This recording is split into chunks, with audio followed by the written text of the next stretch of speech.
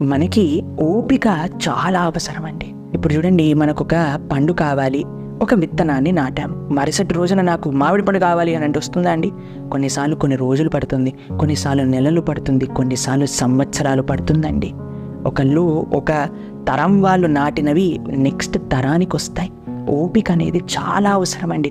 ఓపిక లేనిది ఇప్పుడు జీవితంలో అన్నీ కూడా తొందరగా లభిస్తున్నాయి కదా, 2 minutesలో మ్యాగీ చేసేసుకుంటున్నారు కదా అని 2 నిమిషాలలో సిచ్యువేషన్స్ మారిపోవాలి, 2 నిమిషాలలో మనకి అయినవన్నీ కూడా తొలగిపోవాలి అంటే అది అవ్వదండి.